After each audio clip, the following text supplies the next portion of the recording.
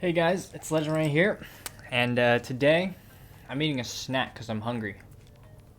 2.9 XBOW is one of the most free-to-play and viable decks in Clash Royale. However, that does still require you to level up all 8 of the cards in the XBOW deck. So, of course, that means when you're in the process, you're just not going to have those levels. So today, I've got my friend Crafter back on the channel. He's got a second mini account here, and he's going to be pushing on ladder with his under-leveled XBOW. Of course, he's a level 11. None of his cards are actually maxed, so this is definitely going to be a pretty good learning experience for you guys. Now, as always, links to Crafter's social media are all going to be down below. And hey, while you're there, be sure to subscribe and hit the like on this video. And with all that out of the way, let's get right into a few matches.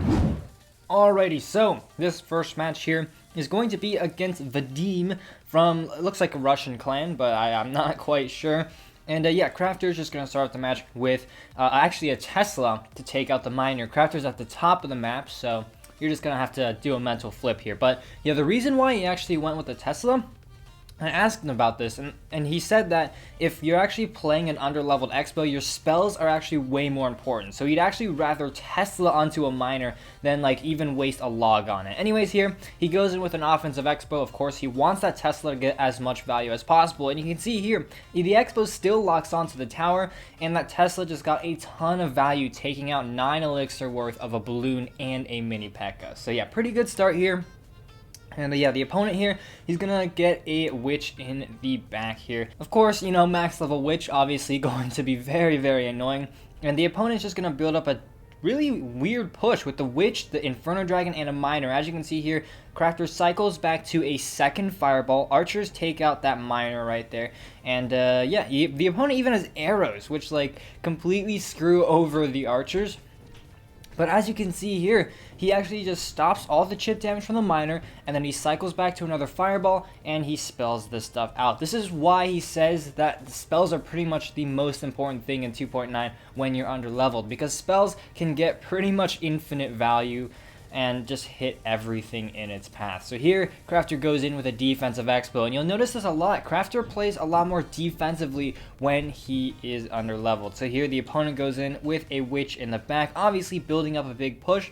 And as you can see here, Crafter just goes in with that Tesla. The balloon, once it takes out the Tesla, will head towards the XBOW. And in the meanwhile, he goes in with archers and skeletons to finish off the miner. So heading towards double elixir time.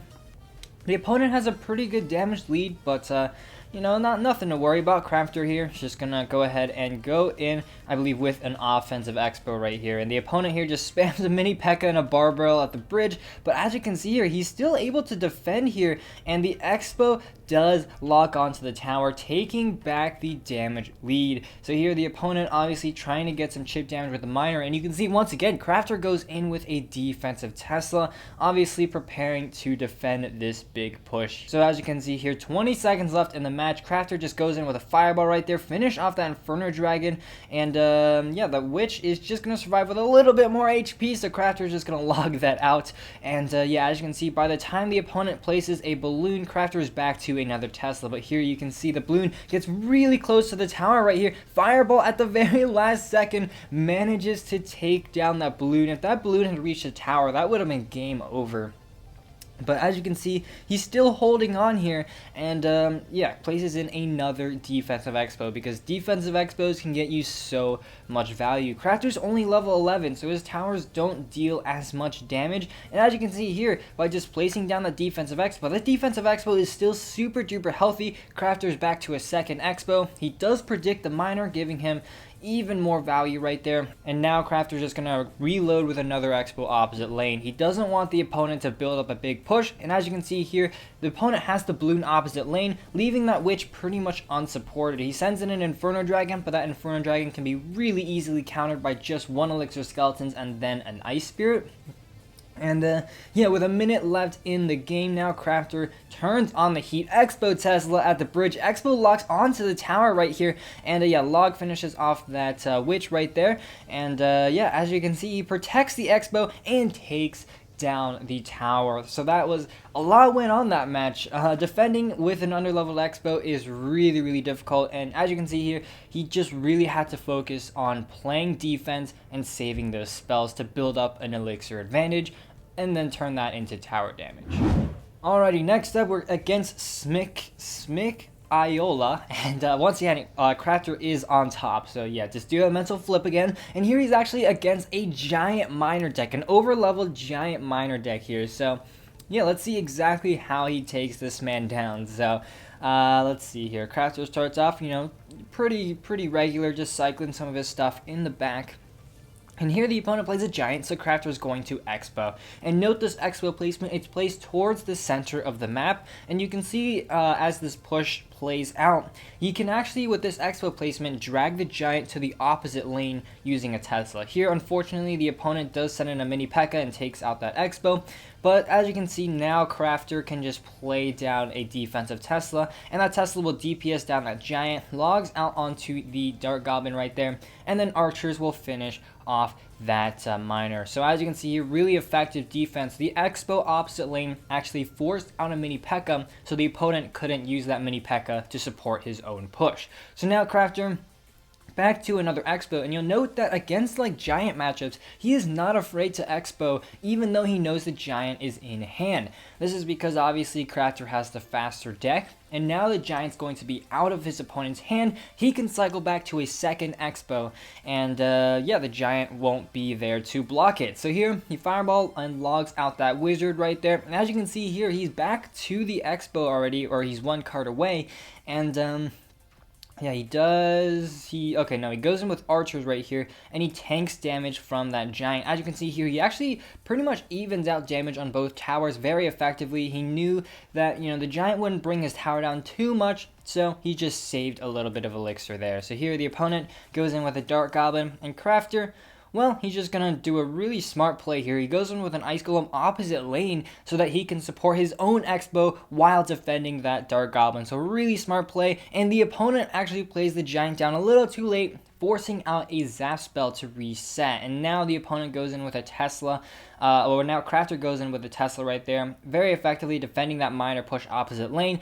Crafter's back to another Expo, and you know, the opponent doesn't have that much elixir. The opponent still does get a giant down, but you can see what Crafter's trying to do. He's just kind of cycling his Expos, and he uses his cycle cards to defend the miner that he'll send opposite lane every time, and by doing that, he'll also cycle back to another offensive Expo. So now he gets a small Expo lock right here, and yeah, Expo will take his tower down to 841. So again, Crafter goes opposite lane. He needs the opponent to be constantly spending his elixir opposite lane to defend the Expo, so that the only offense he can send in is that miner. And he's just going to catch that miner, stop any chip damage onto the tower, and while getting his own you know, little bits of chip damage every single time he plays that Expo. So yeah, here the opponent goes in maybe with a predictive mini P.E.K.K.A. right there, but doesn't really work. And yeah, Crafter's just going to go in with a Tesla. He's on the defensive end this time, so he's going to have to be very careful. He catches the miner right here, goes in with a Ice Golem as well, goes in with a Tesla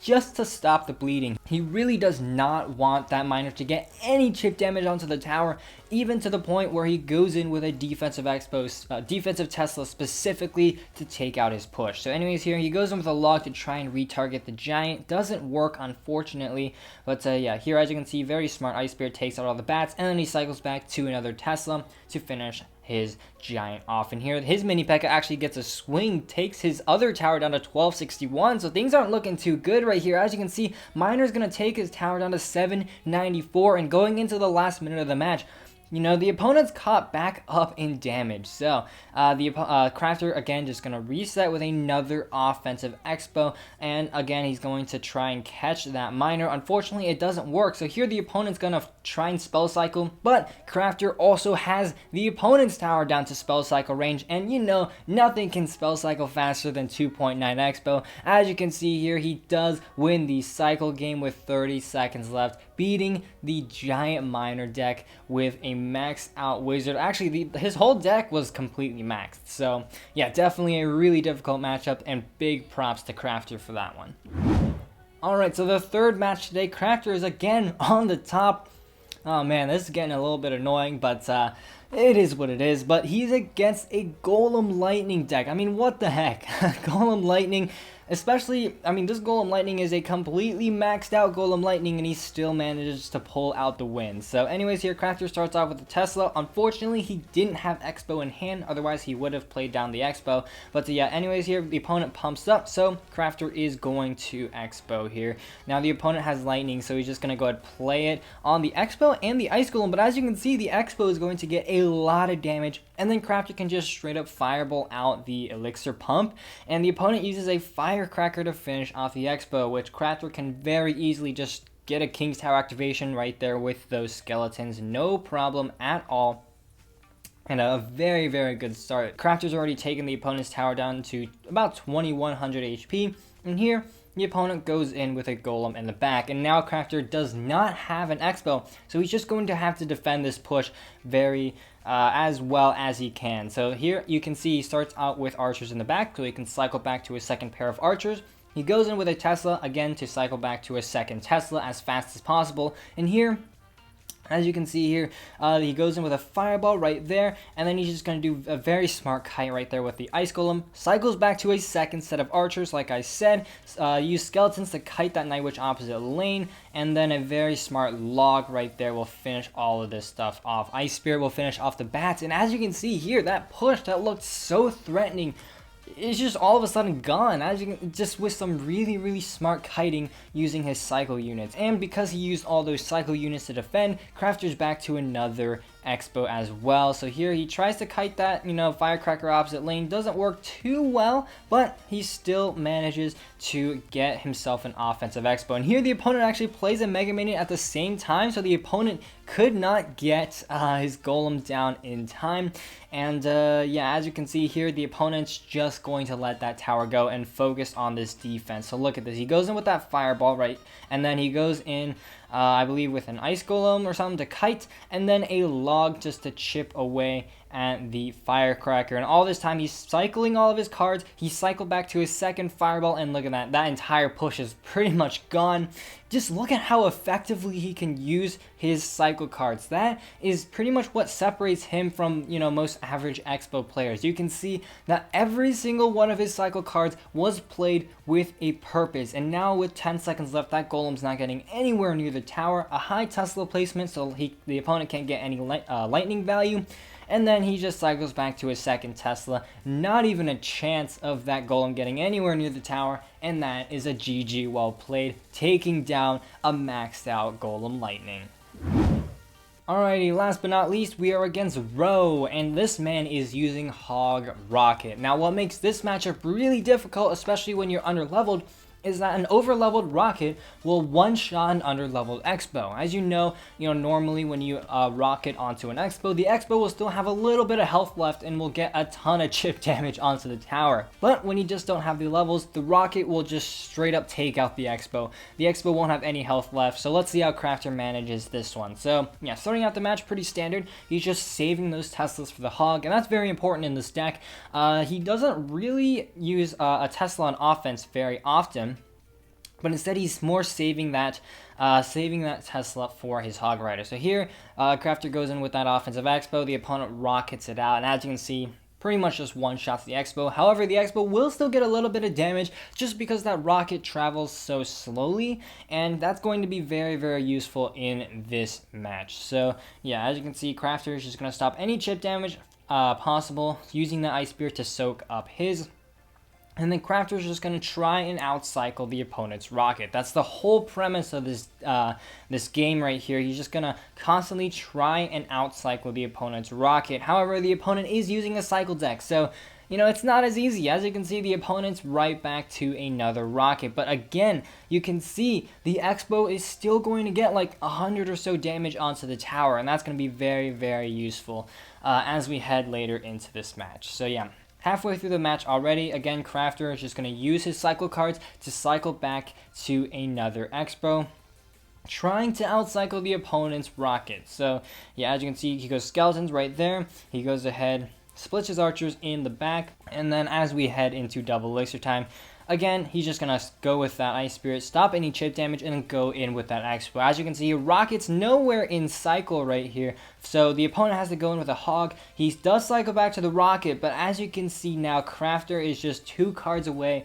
from his Expo. So he goes ahead and plays down his Ice Golem, plays down his Ice Spirit, and then just goes in with an offensive Expo. The Rocket is nowhere in cycle now, and the opponent is just scrambling to get back to his Rocket. He goes in with that Hog opposite lane. He gets that Rocket back in hand, but Crafter's back to another Expo. So Crafter's just going to go ahead as he heads to 10 Elixir. He's going to go in with an Ice Spirit and then another Expo on offense. And now the opponent is nowhere near his Rocket. He goes in with archers right there, logs onto all this stuff, and here he gets a very valuable Expo lock. In the meanwhile, very smart defense right there with that Ice Spirit and Tesla, finishing off the Hog, and now Crafter roars into a very demanding lead going into overtime. As you can see there, that entire game plan paid off. Here he predicts a River Princess, and then he goes in with archers, and then I believe another Expo. Again, he's just going to try and repeat the same thing. He's just going to constantly try and get that a little bit of chip damage with the Expo, and then try and outcycle the opponent's Rocket. So here the opponent goes in with another Hog push here,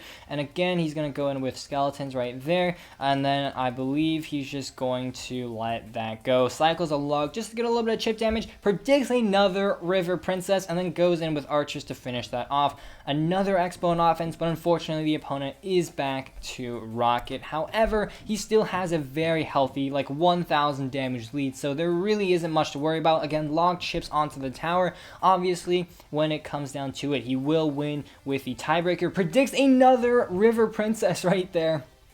And man, heading towards triple elixir time, now Crafter is going to really turn on that cycling. So he goes in with another Expo, archers right there, and now I believe he's just going to spell cycle at this point. Yep, he goes in with that fireball, and yeah, in triple elixir, you can really start spell cycling because, you know, your deck cycles so fast, you get so much elixir, and as you can see, just by playing smart defense, that Hog really isn't going to make it in. The thing with Hog is that they can't build too big of a push, and yeah, as you can see here, just smart defensive Teslas. Here the opponent goes in with a desperation Rocket, but there's no point. He cycles back to one last fireball, takes the tower down, and takes another win. So yeah, as you can see here, very, very smart defense, very, very valuable use of spells, and he's able to take the win. So there we go. As you can see, Crafter is able to just really dominate the ladder. He can do it on max ladder. He can do it down here as well. Big thanks to Crafter for coming on the channel. Again, 2 things to take away from this video. 1 is that your spells are super duper valuable, and 2, you're gonna play a lot more defensively when you don't have the levels. But anyways, unfortunately, that's all I've got time for in today's episode. If you enjoyed, please leave a like down below, as well as a subscription to my channel. And as always, this is Legendaray, and I'm signing off. See you guys next time.